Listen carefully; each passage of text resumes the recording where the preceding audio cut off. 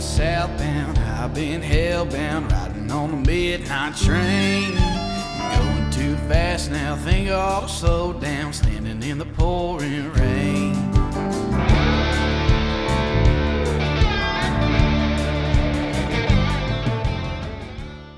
What's going on, guys? Tristan and Tony back with another episode of the One Hell of a Life Outdoor Podcast. And today we got on Brock Miller. Brock's the owner of a couple different outdoor brands, and I just saw his videos on TikTok and thought they were interesting from a business owner perspective. And Brock, thank you for taking the time to join us, man. Why don't you give everybody just a little intro on who you are and what you do?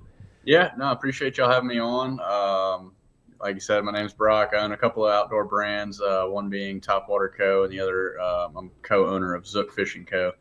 But I've relatively young. I graduated LSU in 2022. I did the corporate stint for a little bit and realized that wasn't for me. So I had kind of piddled around with owning businesses and social media and stuff like that while I was in college.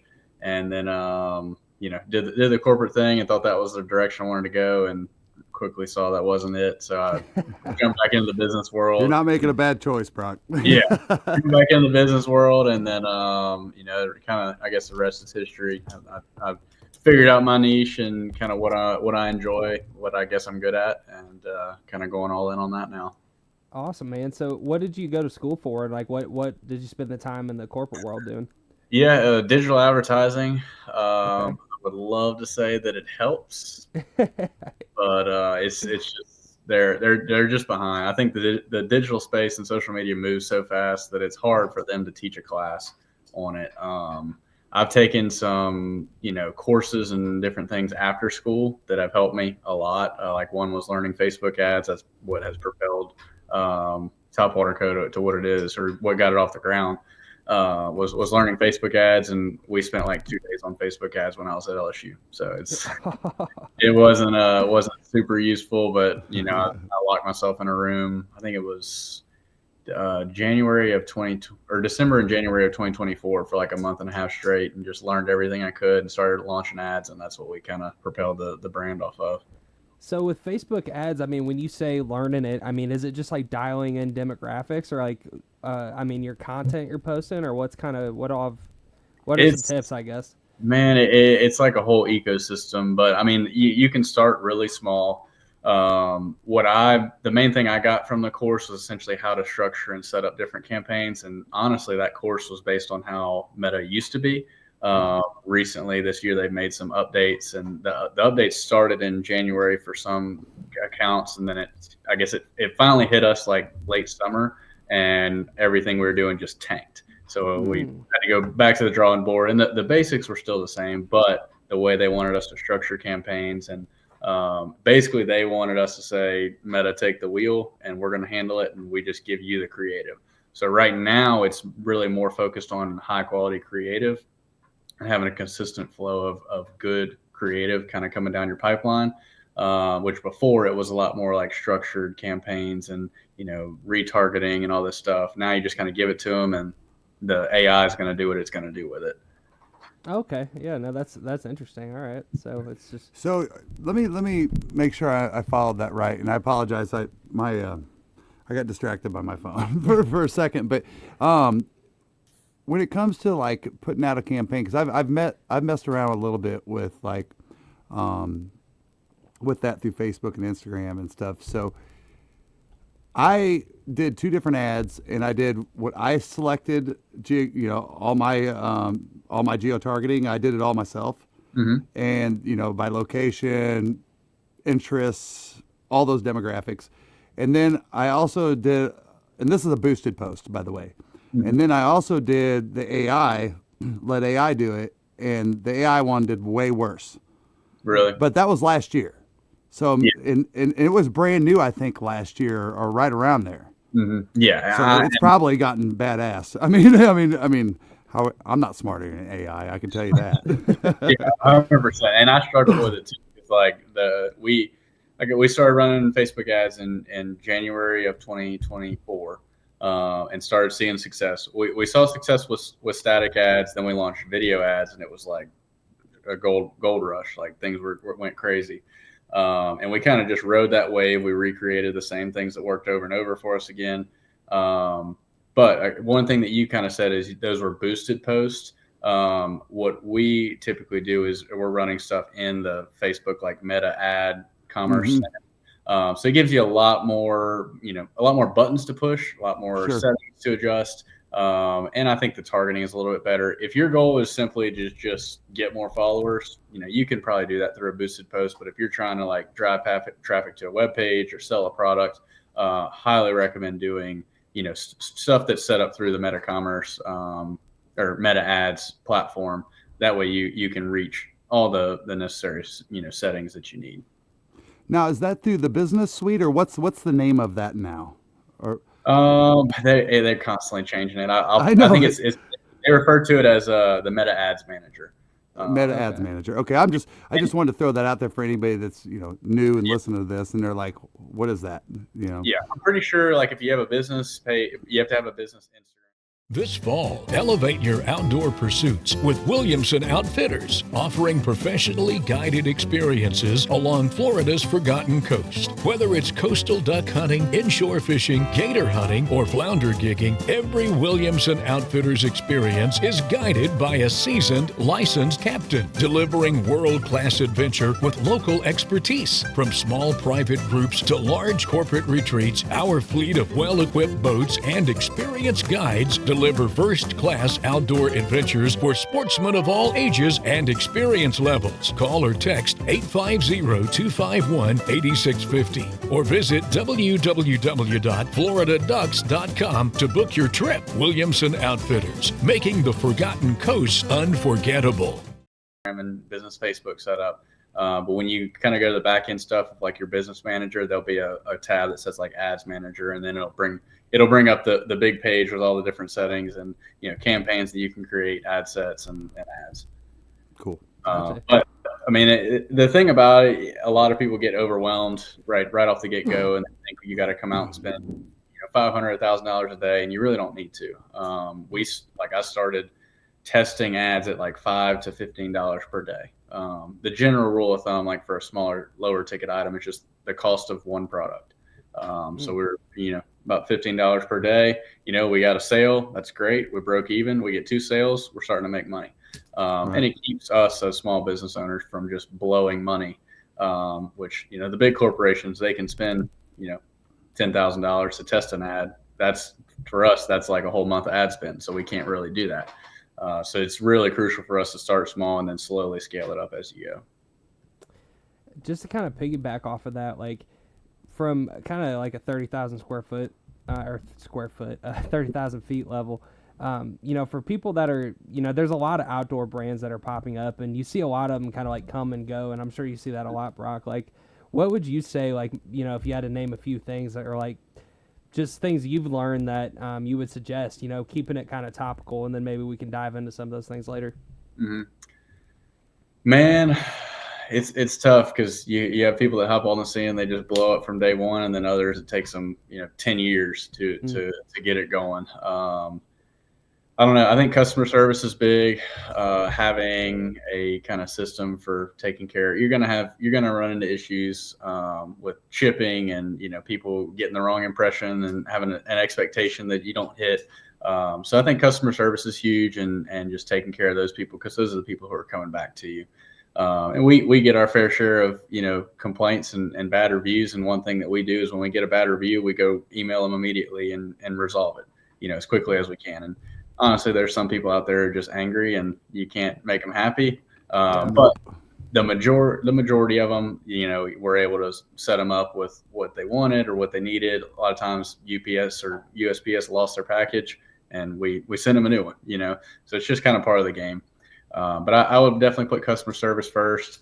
There's, some kind of back end stuff. I would highly recommend setting up an email list from day one, because that's your core group of people. And we saw it with the TikTok deal earlier this year when they threatened to shut it down, or they did shut it down for a couple of days. There were a lot of people whose whole business was based off of TikTok. Sure. And when that was, shut down for a couple of days, like their business was done essentially. So I personally like to drive traffic to our website, like to get people's emails, and then I can always market to them or retarget them. And like, that's my core group of people that I can always reach back out to, because you never know when one of these social media pages is going to get taken down or banned or whatever. So having a good group, a core group of people from day one that you're building is a big key. Yeah, no, that's really smart. I want to ask some more questions about like kind of the strategy and stuff with your businesses, but before we do, I thought it'd be awesome if you kind of just give like a breakdown on what the two companies do, and kind of, I guess, the products and the differences. I guess what are they all about? Yeah, so Topwater Co. We sell the speed clips, we sell small batch topwaters. We got some merch coming that we're launching for Black Friday.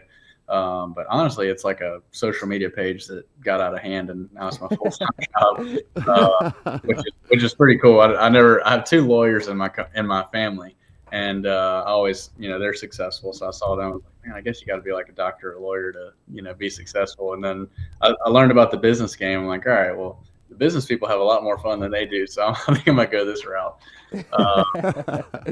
But yeah, Topwater is just a small brand we're kind of building up. I bought it in December of 2023 and relaunched it, made a new website, and kind of rebranded it. And then I was working a corporate job when I bought it, and I think it was June of 2024, I decided to go all in on it and left the corporate world and let it be my full-time gig. And then Zook is actually a little bit older company. It's about 8 or 9 years old, but it was started by a guy as like a retirement project, and he was building custom fishing rods and around New Orleans, Louisiana. And I did some social media stuff with him in probably 2019 or 2020, somewhere right before COVID. And we ended up going our separate ways, but he reached back out to me because he saw some posts I made about some offshore fish, some swordfish we were catching. And we started talking about his brand, and then he mentioned he was ready to get out of it. Topwater was like on a hockey stick, kind of trend. So I didn't want to really take away from it. And I also wanted something that was more online only based, because it would mimic what Topwater's doing. So I told him no at first. I didn't want to buy it. And then I mentioned it to my buddy Mason, kind of just in passing, and he's like, well, I'll learn how to build rods. I was like, all right, if you'll do that, I'll handle the social media and the sales and the website stuff. And so we kind of teamed up and kind of build that up. We're basically building it in the same way, using social media and TikTok and Instagram and all that stuff, and kind of trying to scale it up. That's awesome, man. Good for y'all. One of the things I thought was interesting is you were talking about like the success your company or your brand's companies have had on TikTok over as time has gone on, and then kind of how the way they're pushing stuff on TikTok changed. The success wasn't the same, and you guys pivoted into using Amazon. I thought that was really kind of an interesting video. Would you kind of go into that a little bit? Yeah, we launched on TikTok. It was sometime during the summer last year, and it was like it was the next like level or next push. Like Facebook ads did great for us, and then TikTok just blew it out of the water and was doing really well. And it was all organic. Like we didn't have to put any money behind it. Like we would pay affiliates commissions, but we wouldn't have to boost anything. Because like we paid pretty good commissions, like normally 25% on our stuff. And people were naturally posting videos, and we'd have a couple every week go viral, and just made a bunch of sales off of it. But recently, I would say somewhere around the middle of this summer, just our views tanked, affiliate sales started going down, and just got super tough. And then you start researching, and the people behind TikTok are pushing some different buttons and trying some different things. And it seems like they're transitioning to a lot more of a pay-to-play type scenario where the big brands who have the big budgets just throw money at TikTok and they get all the sales, and the small brands just kind of struggle. I had somebody comment the other day that it's got to be a brand problem that we're not seeing success on TikTok anymore. I'm like, dude, we sold 50 something thousand units. Like, I don't think it's a brand issue. Right. But I mean, we saw a very drastic change in our TikTok sales. And I've always wanted to go onto Amazon. I've tried it multiple times personally and couldn't get it set up for some reason. And then one of my childhood friends, we kind of got reconnected through our moms. They had lunch and kind of talking about us and saying we needed to team up. So I think they hounded us for like a couple of weeks, telling us to get together and try to work us something out. So I ended up hiring him full time, and he's got us on Amazon now, and he's crushing it. So I'm the way things are going, I'm more focused on Amazon, and we're going to leave TikTok up and kind of get a few sales off of it, but it's not really a super high kind of priority right now. Gotcha. Yeah. No, I mean, that's awesome that you guys are able to pivot like that. Mm-hmm. You know, I recently in the last, like, I don't know, month and a half. So we work with Frog Togs, and I want to get to like working with brands here in a minute, but we've worked with Frog Togs for a number of years, and they got us set up on the TikTok shop. And so now as a brand, we can, you know, use those affiliate links and get commissions and stuff like that. And it seemed like, and I don't know if you know anything about this, but it seemed like from the first few videos, they were like skyrocketing, getting like all these views. And now it's a lot more of like a grind to get views on any of the videos I post. And I'm wondering if it's one of those things where it's like, oh, they're new, like let them, you know, have some success, and then we're going to make it harder. I talked about that with one of our big affiliates yesterday. I was on a walk, and he called me, so we talked for like an hour about this current state of TikTok. And he mentioned that too, that another brand, Line Cutters, was just killing it right now. And he's like, man, it's like he's selling some like line clip or snips. He's like, man, like you have that same product, and we used to sell a bunch of them, and now we're not. And I was like, I bet it's because they're brand new, and TikTok's going to boost it and let them get all this organic traffic for free. And then eventually they're going to hit that wall, and they're like, all right, now pay us to get those same results. So I think it's it's almost like a rug pull kind of situation. Get people hooked on it, and, you know, all about TikTok, and set up all the infrastructure that the bigger companies need. And then they're like, all right, now pay me, you know, however much to get a sale. Damn. Yeah, no, that's interesting to hear. I mean, that would make sense from the back end why that would be happening, because I think they've only been up on TikTok Shop maybe 2 months. Yeah. If that, you know, so. Yeah. That's another interesting thing he mentioned to me is he has some kind of access to this back end analytics, and he was able to look at like what some of the bigger brands are spending. And I think it was like Ninja or something, put like $20,000 behind a video no kidding. with GMV Max. And it's like these small brands just can't compete with that. Like if they can put that kind of money behind it, they're going to crush anything that's, you know, small. Right. So. Yeah, no, that's crazy, man. God, it sucks that it sucks to the rug pull, you know. I mean, for small businesses, for sure. I'm hoping that it kind of, you know, because I posted a couple of videos about it, and a bunch of people chimed in about how the affiliates aren't making nearly as much money. And a couple of businesses are leaving. Like I know Black Rifle Coffee told everybody that they're done. They're leaving TikTok. No kidding. Wow. Yeah. And so I'm hoping it kind of impacts their, you know, bottom line a little bit. And they're like, oh, let's go back to the way things were before. And but we'll see. I don't know if they will. I guess we'll see, man. But yeah. You know, one of the, I think it's probably like the first video I saw from you. It was, you were talking about you know, relationships with, you know, your affiliates or the people who represent your brand. And one of the things, like, so when we started working with Frog Dogs, I guess I'll preface, like, we started duck hunting down in Florida, which is like, you know, Louisiana, you know how that is. It's like super hot, you know. So we were drawn to wearing breathable waders. And back 6-7 years ago, there wasn't a lot of options for breathable waders. I mean, Sitka had their like Gore-Tex out, you know, which is like, it's not exactly like the same breathable, but it's lighter than neoprene. I think Cabela's, Bass Pro had an option, and then Frog Dogs had some breathable waders. I'm sure there's some other stuff. Fishing stuff was out there. But, you know, there wasn't a lot of hunting breathable waders like there is like present day. And so we were just consumers of Frog Dogs first, and we're constantly posting stuff, tagging them. And I think I always tell people, like, we kind of built the relationship with them. Like, they saw we were we were supportive of the brand for a long time before we ever had like an actual like relationship. And I think that's kind of what you. It's in the teens that morning, and maybe you're chasing ducks or geese. But now it's September and it's 85 degrees, and you're hunting early teal or geese. As a waterfowler, you need dependable weather protection that will not break the bank. Founded in 1996, Frog Dogs is not only the leader in breathable wader technology, but a company you can depend on to keep you warm and dry, head to toe, no matter your hunting environment. we're alluding to is like people reach out to you like, hey man, I want to be sponsored. You go look at their page and it's like they don't post anything about hunting or fishing or, so kind of go into that a little bit, because that's one of the things we've talked about a couple times is like, if you're wanting to work with a company, like you need to, the best way, be your lifestyle. Yeah. And you need to probably be a consumer of that company to begin with, to show that there's like some brand loyalty there. Well, and I think, and just, I'm sorry, right before you get going on this, but I think that the truth comes out and I think your believability comes through whenever you are already using a product that you believe in. Yeah.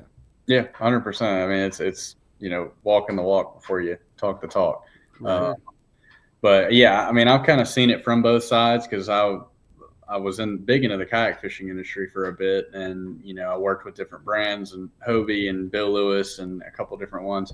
And all the best relationships I had, I met the people beforehand, shook their hand. Never once did I meet them and be like, "Oh, you work with Bill Lewis? Can I get some free stuff?" Never run out of me. So we built up those relationships, and then over time, you tag them a couple times, and they see your stuff organically, and then they're coming out with a new bait, and they're like, "Hey, go try this out, and give us some feedback on it."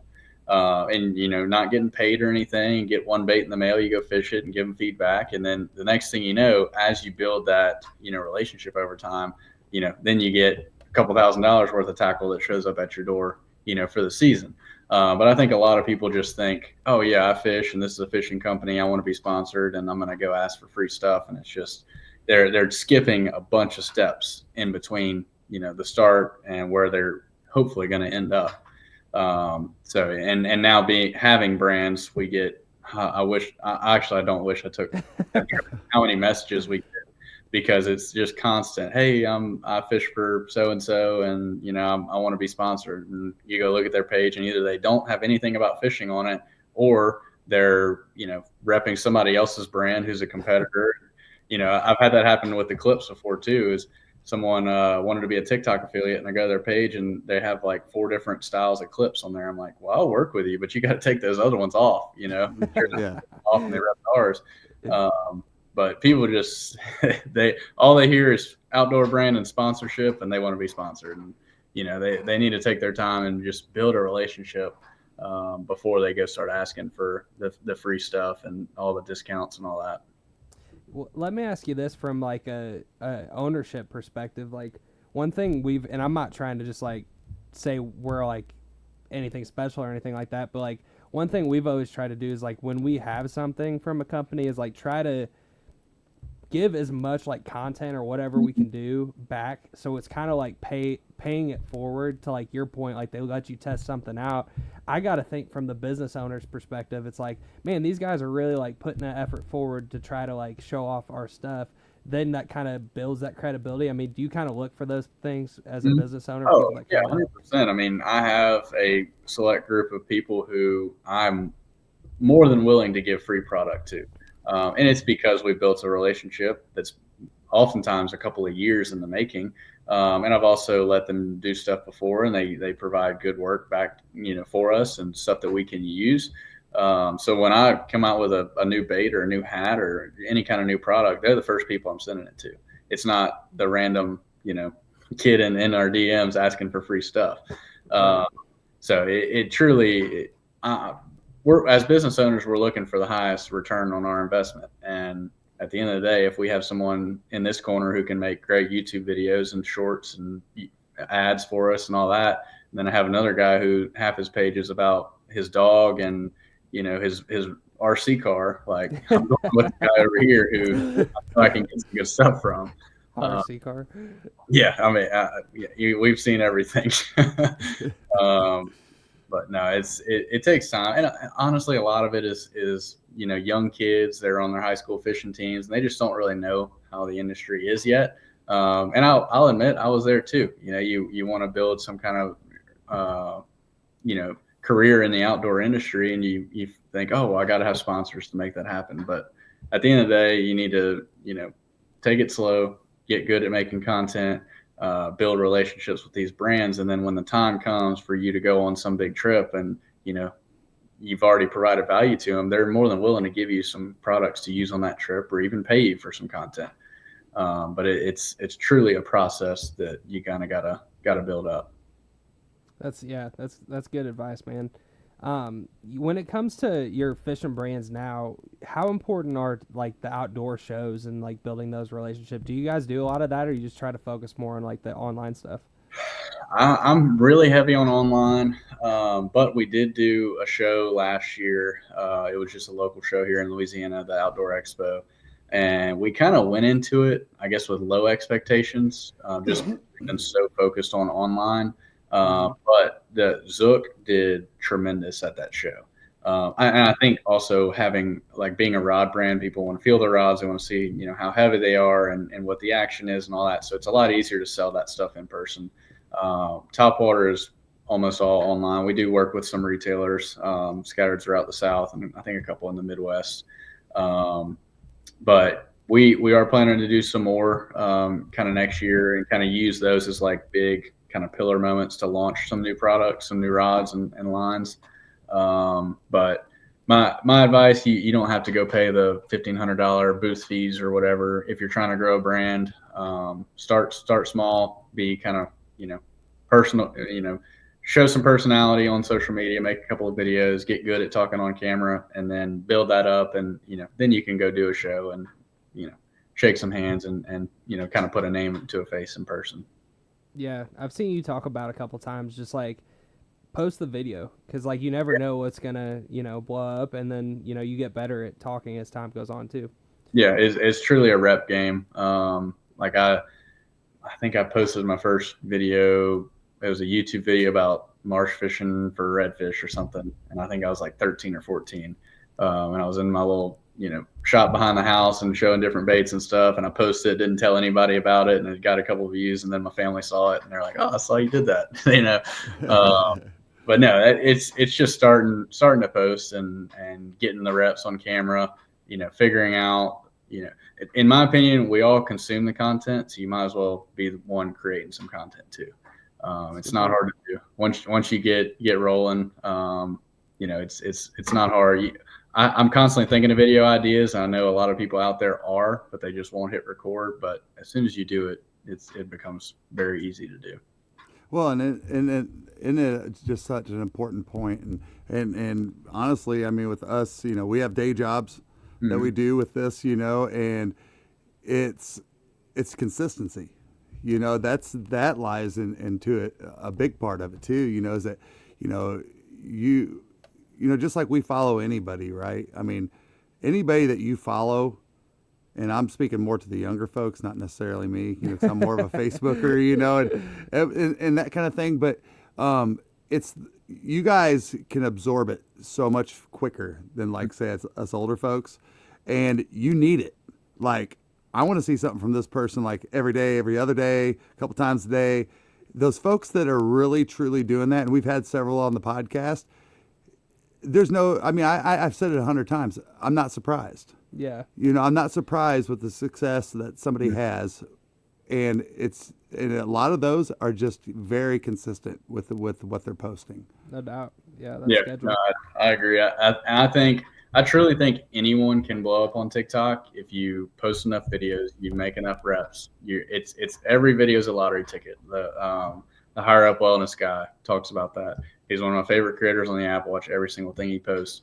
But he's like, every time you click record, it is a lottery ticket, and one of them is going to hit.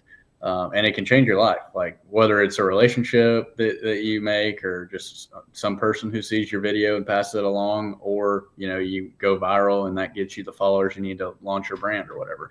But, and they're free. It costs you nothing to hit record and then hit post. So I got a couple of people who are close to me that I'm like, you would be great on camera if you would just do it. You would never have to work a job in your life if you would just hit record, hit post, and let it ride. But I haven't won them over yet. Dude, what a great point, man. It's a lottery ticket each time. And I mean, I'm jealous personally of the people that are so naturally like, just naturally funny, or just naturally like, the funny in particular, man, like that is just such a gift. Like those people, like in particular, it's like, I mean, like the stale cracker guy with the, the cop guy with the long hair and, cooking, like those kind of personalities just kill it on there.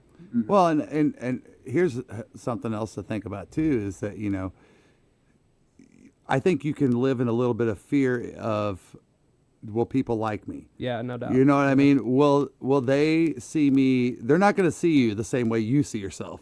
You know what I mean? And just because you might have family and friends or something that go, what are you doing? That's weird. Or your wife is going, that's weird, or something like that. But then, you got this demographic, whether it's men, women, kids, adults, whatever it is, that locks onto you.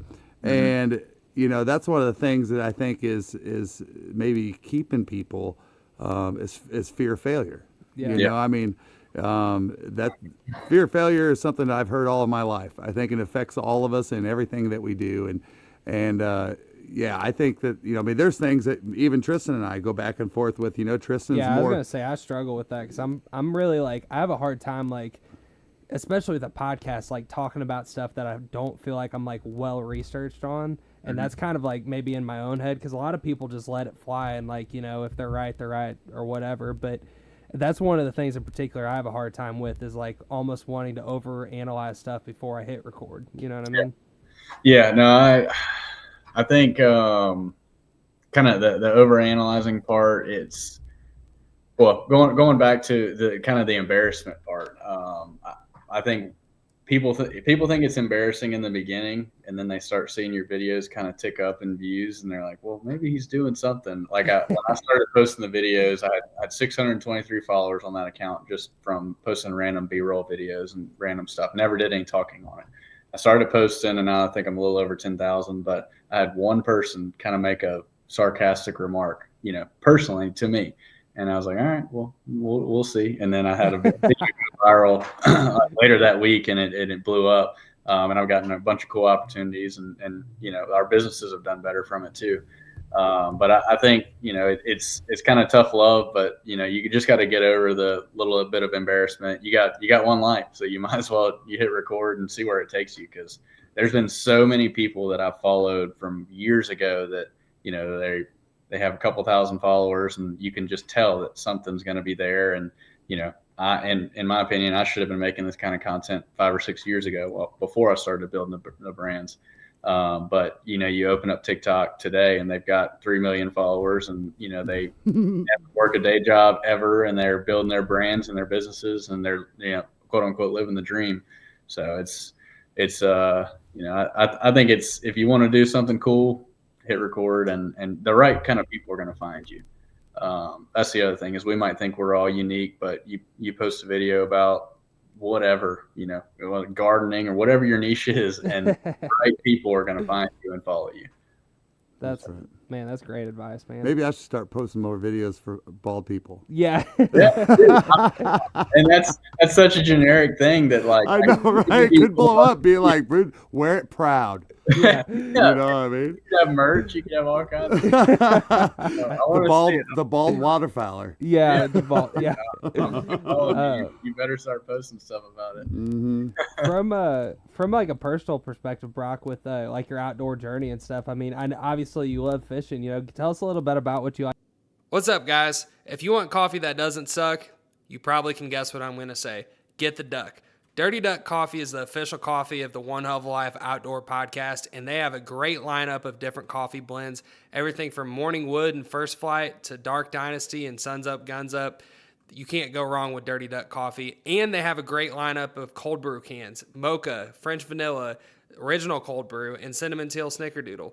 If you want 15% off your next order, use code OneHellOfALife15 on your next order. Like to do in the outdoors, man, and who kind of got you into the outdoors and all that?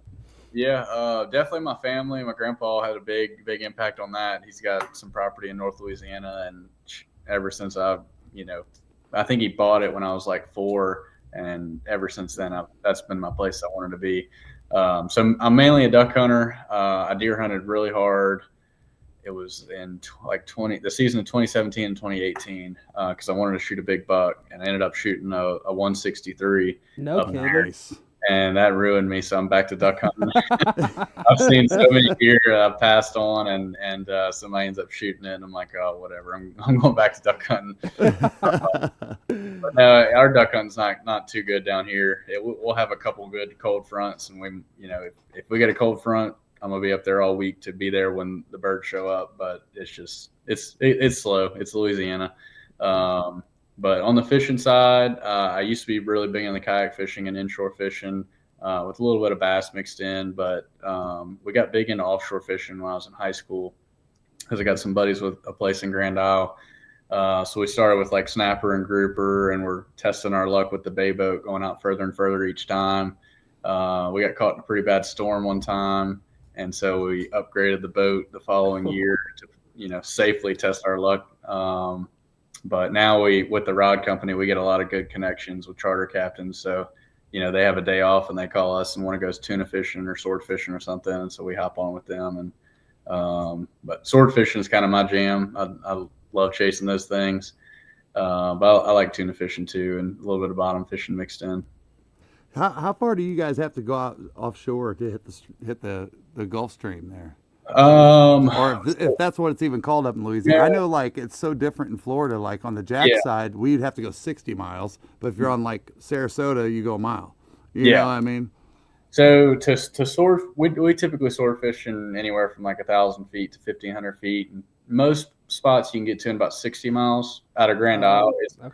It's a shorter run out of Venice, technically through the Gulf, but you still have like 20 miles or 25 miles through the river. So the run ends up being generally the same, but if it's rough, they have a shorter rough run than we do, if that makes sense. Gotcha. The tuna fishing, like during the summer, it can be 100 plus miles. But like right now, the tuna are kind of moving in closer around Venice. So there's been times, I think in January or February, where we've almost come out of the pass and start looking for birds and looking for tuna out of Venice. So they get in really close. There's guys in bay boats that are trying to catch them. But right now they're probably 50 miles or so. Gotcha. No, I was just curious. Yeah, I didn't realize you had to go that far out of the Gulf side. Yeah, that's interesting. Yeah, it's a pretty slow kind of gradual bottom. Even further west, it's even slower. Like it's kind of like Florida almost. Like they'll run. Like if you run out of Lake Charles, you might run 100 miles and you're still in like snapper territory. So that around Grand Isle and Venice is where a lot of guys do tuna fishing, sword fishing, stuff like that. But really, as you go west, there's a lot of cool bottom. Like a lot of guys have been dropping cameras down there, and it looks like Florida, like coral heads and reefs and crazy stuff that we don't have on the east side of the state. Do you ever go do the fishing off of those oil rigs or whatever? Yeah, that's when we're tuna fishing. We're typically fishing like during the summer. You'll fish around the floating rigs, which are in like 5,000 feet of water. Mm-hmm. And then as they start coming in, like you can catch them around some rigs that are in 200 or 300 feet, and those are the ones that have the legs that go all the way to the bottom. But yeah, we do that. We do some overnight trips. Those are kind of where I really fell in love with the offshore stuff. Was you leave the dock at like 7 o'clock in the morning, and you're not back till maybe 7 o'clock the next morning, maybe even later. But you kind of do everything. You do snapper, grouper, swordfish, tuna. We typically tuna fish at night, like in the lights and the rigs, and then just work your way back. Oh my gosh! Yeah, that'd be an experience. Oh yeah, it's cool. Sleep on a beanbag for a couple of hours and drink way too much caffeine, and it's a cool experience, and I'd recommend it. There's a lot of charter guys that'll do it. They'll take you out there overnight, and it's cool seeing like the rigs lit up, and just seeing the tuna come up and the flying fish, and it's a really, really cool experience. And I'm sorry to throw this curveball in, but I can't help but think about the fact, and my brain always goes this way, and I apologize, but we're talking about a floating oil rig. Yeah. All right, that is anchored nearly a mile. You're talking 5,000 feet. What's a mile? 5,260 or 80 feet or something like that. Yeah. But to me, I always look at stuff like that, and I was downtown Atlanta the other day, and I look up and I'm like, how the hell did they get that gigantic crane up there. Yeah. Like, dude, like, did they have to shut half the city down to bring that thing in?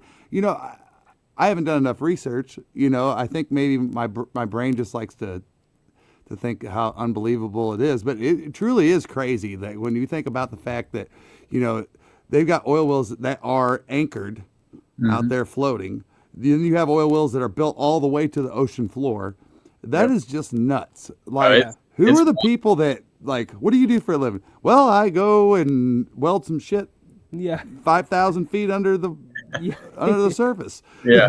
Whatever. Seeing them in person is even more like mind blowing how big they are. I mean, they're almost like cities, where people are living, and they've got basketball courts and all, gaming centers and all this stuff where they live.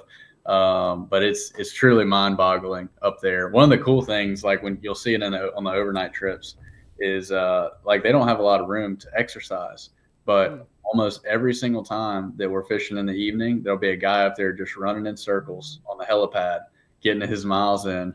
And then sure enough, I go on TikTok and I see videos of people running like marathons on the helipad of the oil rig. It's pretty cool. I mean, I don't think I'm cut out for that lifestyle, because I would fish the whole time.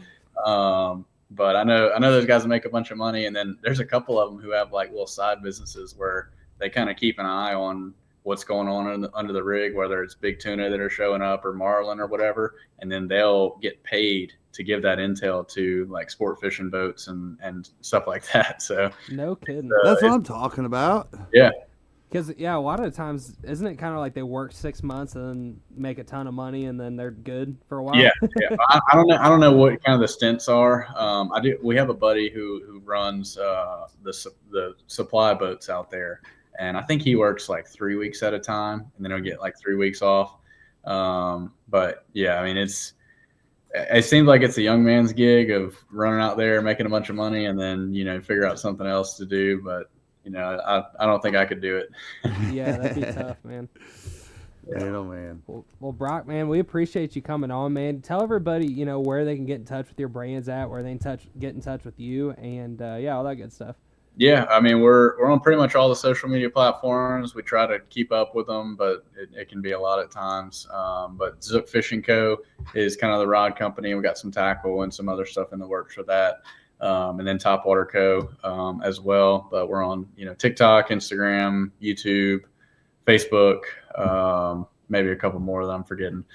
But no, we try to do the social media stuff, pretty heavy, and keep an eye out in the next couple of weeks. We're planning to do some launches on Black Friday, a couple of special edition baits and some apparel and some different stuff like that, kind of exclusive.